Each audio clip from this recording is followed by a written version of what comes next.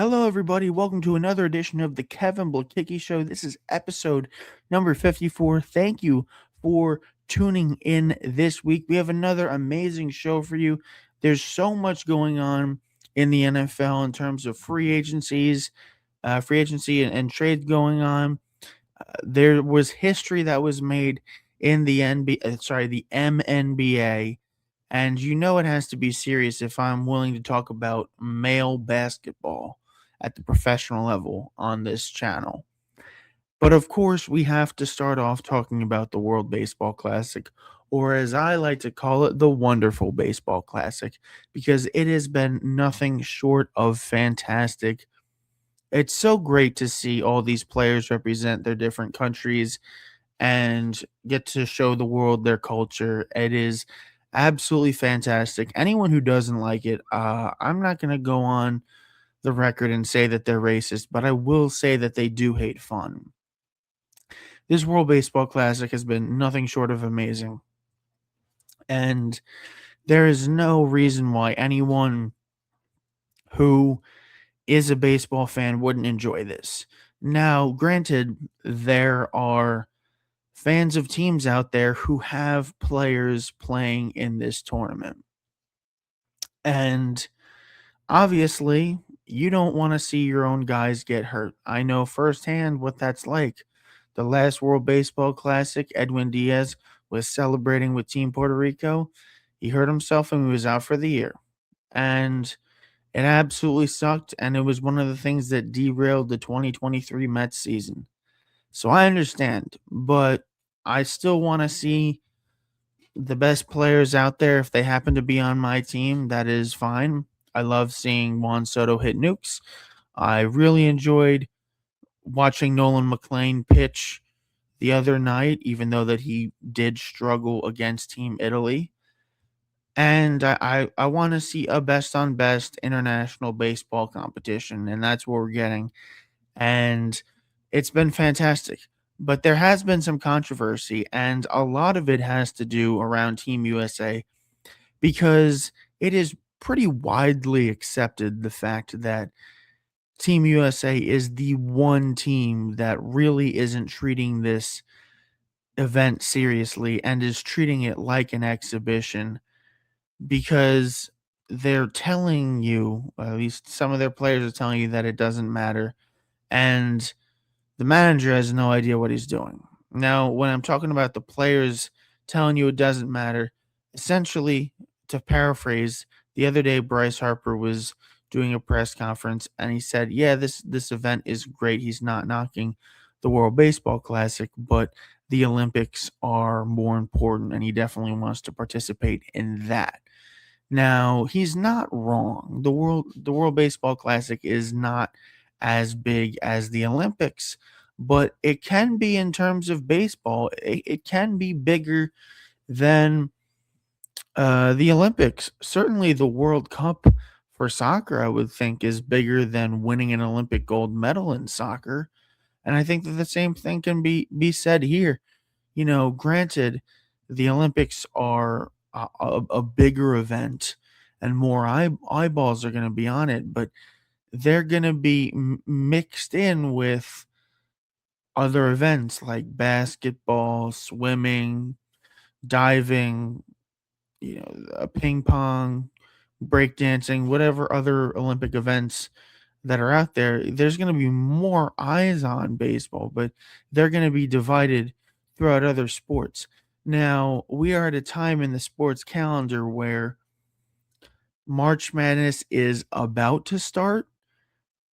And, we have the conference tournaments, going on. The women's tournaments are wrapped up. The men's conference tournaments are ongoing. But this is largely an open time. Before you hit March Madness, you have this little brief time, where the World Baseball Classic's going to be going on, and the whole country is going to be into it. This is a great time to get a huge amount of eyeballs on it that are just solely watching baseball. I think that's fantastic. So Bryce Harper is partially right there. Obviously more people overall are going to watch the Olympics, but this is going to get undivided attention, and it's an event that's solely for baseball. And the Olympics only has 6 teams in it. This has 20 countries being represented. This is the whole world. I mean, obviously not the whole world, but this is a global event that is getting people from all walks of life into baseball, and that's fantastic. And you get to see how other cultures are being represented. And you see that other teams are more into it than Team USA. The Dominican Republic, I would go on record and say that the Dominican Republic is America's team, because everyone on my timeline is just in awe with how much fun they're having hitting tanks against teams and absolutely dominating. And they're just playing pool play games at the World Baseball Classic. They're not even playing MLB postseason games. They're not playing in the World Series. They're not even playing in the World Baseball Classic in the championship round, but these guys are still jumping up and down, yelling and screaming and waving flags and showing their country's pride. And it's just like the equivalent, I guess, of a regular season game. And it's fantastic. And then you have Team USA, who's boring. They do their salutes in the outfield after they win. And you can tell from the top down that this is not a team that is taking this event seriously. And you can pinpoint that by the way that this roster has been constructed. Obviously, there are fantastic players all over this team. But when there are some players that stick out like sore thumbs. Why is Paul Goldschmidt on this team? I looked it up. Pete Alonso was not offered his spot on this team. Pete Alonso is probably the best American first baseman that we can put out there, at least offensively. Um, you know, Matt Olson, I looked it up. He's playing he's not in the World Baseball Classic. According to Google, it says that he's not participating. That way he can participate in the Brave spring training and prepare for the season. I think this is a definitely better way to prepare for the regular season, because you're going up against actual MLB talent in high pressure situations, not just some random spring training invitee who's going to be roaming around the minor leagues for the rest of his career. You're going up against actual professional baseball players. I mean, some of them are, unlike the Czechia, who's literally putting out an electrician out there, and he's out there shutting down Team Japan, which is amazing. Another great storyline. But you can tell that this team is not serious because they also have Clayton Kershaw on it. And Clayton Kershaw literally retired at the end of last season. So while literally every other guy on this roster after this event is going to be doing some limited spring training games to finish out spring training and then start the regular season and continue their baseball careers, Clayton Kershaw is riding off into the sunset. And this is without a doubt in my mind 100% like a thank you riding off into the sunset roster spot. He does not deserve to be on this team if this team is trying to actually compete. If you want to go the old head route, you could even go with Justin Verlander or Max Scherzer. Both of those guys would put up a better effort than Clayton Kershaw. So the fact that Clayton Kershaw is on this team is also proving that this is not a serious team that Team USA is trying to put out there. They are not taking this event seriously. And another reason why this is why USA is getting a lot of brushback is because the manager doesn't know the rules for qualifying for the quarterfinals. He thought that Team USA had already punched their ticket to the knockout round when in fact they hadn't. And he goes on some show and he's like, he was saying that, "Don't worry, guys, even though that we have our ticket punched and wrapped up, we are still going to try against Team Italy," because this would have been their last game in pool play before the knockout round. And I think he said that in large part because they've been getting a lot of blowback for not taking this event seriously enough. Now, to that point, Team USA was 3-0, and they were dominating. However, their lack of passion, their lack of celebration rubbed people the wrong way and gave them the impression that this is just an exhibition for Team USA. Meanwhile, the 19 other countries are actually treating it like a real international event that they're trying to win and that actually holds weight.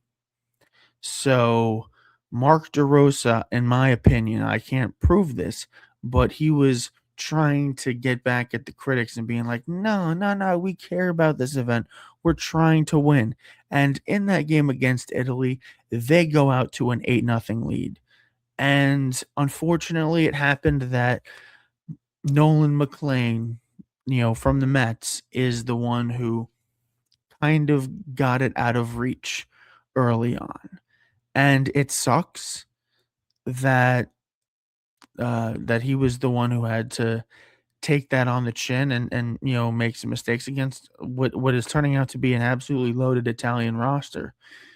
But you also have a lot of guys uh, in that lineup. A large portion of the game looked like they were just phoning it in, and the fact that Clayton Kershaw was in the bullpen warming up in a game that Team USA would have clinched a quarterfinal berth if they had just won that game also proves to me that Mark DeRosa did not think that they needed to win that game.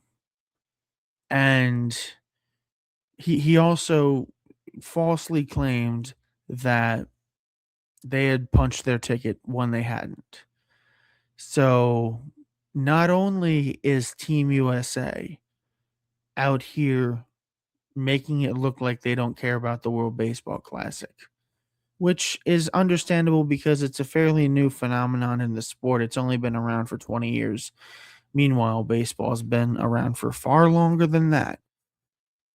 But you also now have your manager not knowing how the tiebreaker rules work in pool play.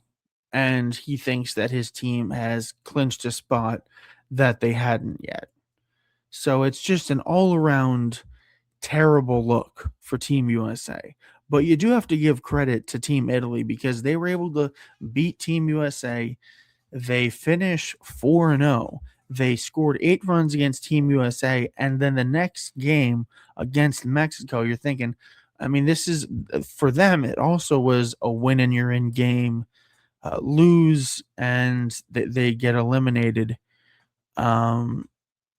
Type of game, and they put it together, and they actually ended up scoring more runs in this game than they did against Team USA. They scored 9 in this game. They won 9-1 against Mexico. And now Mexico is eliminated from the World Baseball Classic, which is something you love to see as an American. There's obviously not two. There's 3 countries that I personally will root against in any sport. That's Great Britain, Canada, and Mexico. Uh, Great Britain for historical reasons, Canada and Mexico because they're the 2 neighboring countries to us. But you got to give a huge shout out to Team Italy. They're growing the sport over there. They hopefully do well in the knockout rounds, and the baseball players that are not in it this year hopefully get inspired, and people who are in Italy and don't play baseball are hopefully inspired by this team, and they're able to grow the sport and make it even better. Because I think baseball is one of my favorite sports, and I think it's one of the best sports out there. And when it's at its height, it's one of the best products on TV or even in person. And we're getting a whole lot of great baseball from this. So I hope it continues. Pool play was already iconic. So many amazing moments. Shout out to Vinny Pasquantino, the Pasquatch as they call him, for getting the first 3 home run game in World Baseball Classic history in that game against Mexico. But we'll see what happens. Is it going to be Team Japan? Is it going to be Team DR? Is it going to be Team USA? Who's going to win the World Baseball Classic? We don't know. It's going to be fun. It's going to be amazing, and I'm looking forward to it. But that does it for this first part of the Kevin Blekicki Show. We will be right back after these messages. And we are back with more of the Kevin Blekicki Show, and we have some news from the MNBA that is so jarring that I actually had to talk about it on my podcast. And I don't really talk about the NBA all that much. And that is Asia Wilson's boyfriend, Bam Adebayo of the Miami Heat, just scored 83 points in a single game against the Washington Wizards, which, as of this moment, is the second most points ever scored by a player in NBA history in a single game. And seeing as how we don't have any in-game footage of Wilt's 100-point game, it is the most amount of points that a player has scored in a televised NBA game in NBA history. So that is absolutely insane. Shout out to Bam. Great moment for him. Glad that he was able to have his better half, Asia Wilson, in attendance. She actually was part of the post game press conference as well. So that has that's an amazing moment. I have nothing bad to say about that. Although there is some context to this feat that I just want to point out. Now, I'm not trying to take anything away from him. This is an amazing moment. He has the second most points ever scored in an NBA game, but we do need to address some parts of this game. He went 20 of 43 from the field, which is not bad. He also went 7 of 22 from the field, from 3-point range, and an egregious 36 of 43 from the free throw line. That man shot 43 free throws in one game. And this game by Bam Adebayo perfectly sums up basketball in the NBA in 2026. A lot of threes, whether or not you make it, you just keep shooting them. A lot of free throws, and people trying to bring down anyone who just had a big moment, and nobody likes fun. And I'm convinced nobody who's an NBA fan actually likes basketball. Now, even though that, I am pointing out some, things that might take it down a notch for some people with the egregious amount of free throws and the fact that, the Heat were basically trying to will the ball to Bam Adebayo, and there was just an egregious amount of fouls and whatnot. Like, everyone is trying to tear down Bam Adebayo. Like, this is a debate topic. It was actually on First Take. They're like, "Are you impressed with his 83-point game?" That dude scored 83 points in an NBA game. It's insane no matter how many free throws he had, no matter how many times he shot or made a three-pointer. It is impressive. Obviously, it's impressive. I'm not taking anything away from him. But I think this was the death of the NBA, because an objectively amazing moment happens in the NBA, and people are calling it an unethical 83 points. Now, there's really no such thing as an ethical 80-point game, because you're obviously, you're super hot, but you're probably taking shots away from your teammates.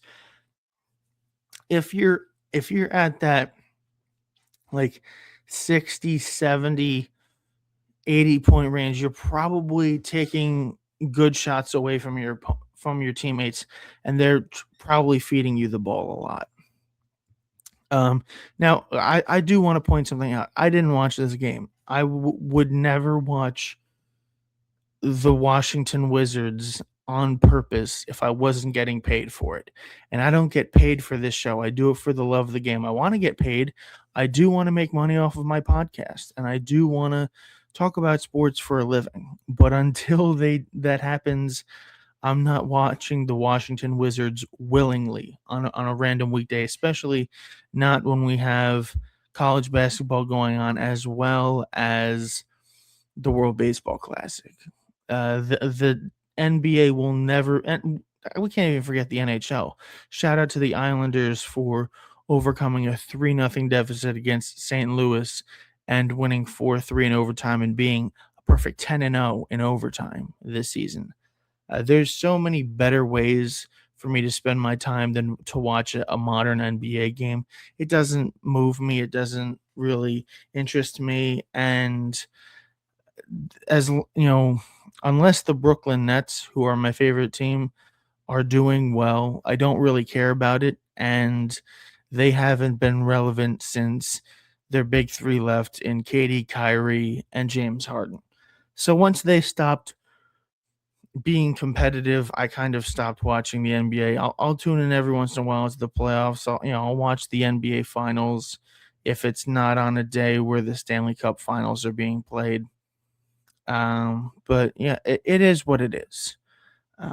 So I do want to give credit to Bam, and he did have an amazing game. So shout out to him and the people who are trying to tear him down. Again, even though that I was kind of critical, I'm not trying to belittle his achievement in any way. It is still 83 points, and he deserves to be celebrated, and he deserves to be in the record books. Although it is pretty crazy that a guy like Bam Adebayo was able to break Kobe Bryant's 81 point record. Well, it's not a record, but the second place. And we are going to wrap up this show by talking about the NFL. Now, I don't know how often I am going to get on this platform and talk about the Jets this offseason. Obviously, as an all sports enjoyer, I kind of spread myself thin. I'm always watching something. So I'm never able to be a true master of any one in particular sport, because when one sport ends that I care about, another sport is about to begin that I also care about. So I'm not one of those like NFL or bust people who only talk about the NFL and put themselves in a pigeonhole and only talk about that and then spend months on time just watching film and analyzing tape and going over prospects and having mock drafts and stuff, because I'm out here watching college, mainly women's college basketball, but sometimes men's college basketball as well. Once March Madness starts, I'm watching baseball, I'm watching hockey.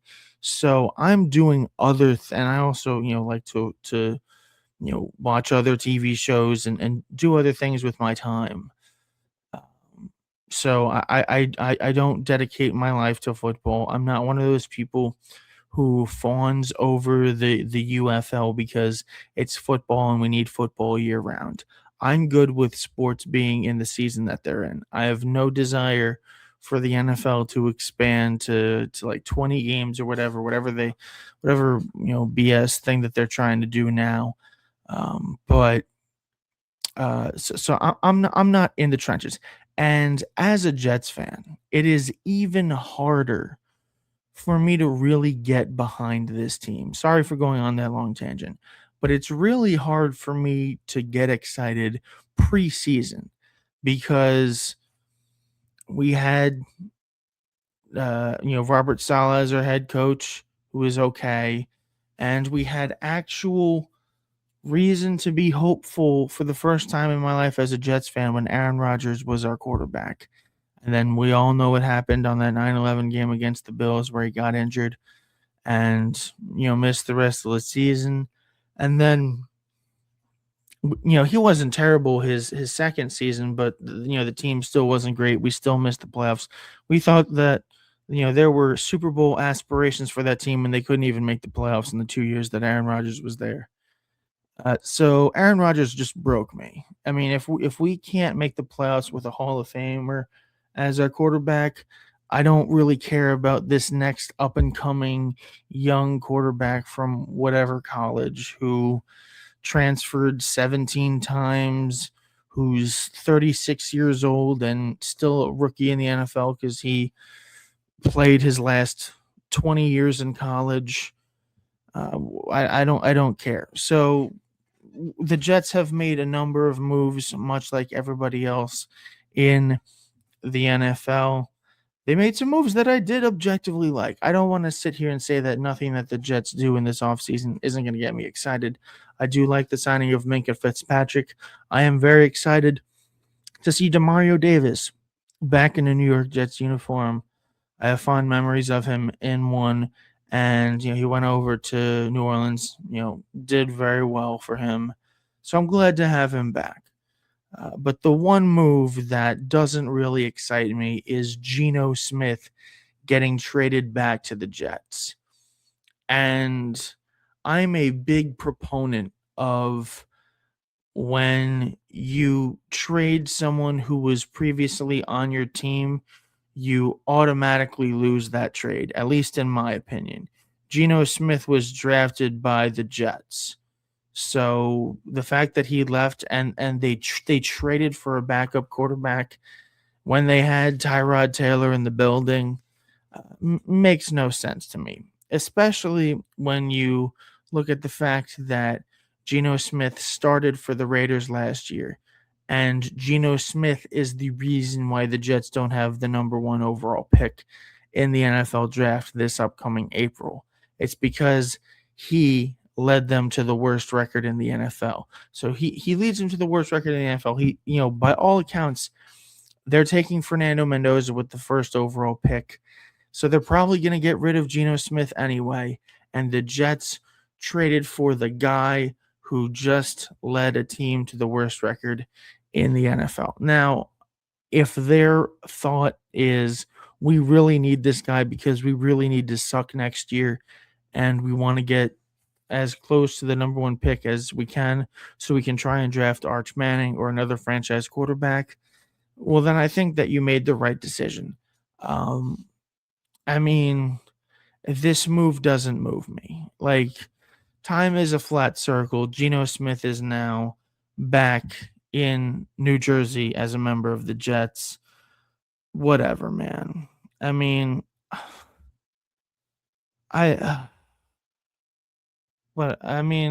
am I as a Jets fan supposed to get excited about anything that happens? Yeah, we got Demario Davis back. I'm excited about that, but he's an aging star. So is Minkah Fitzpatrick. It's just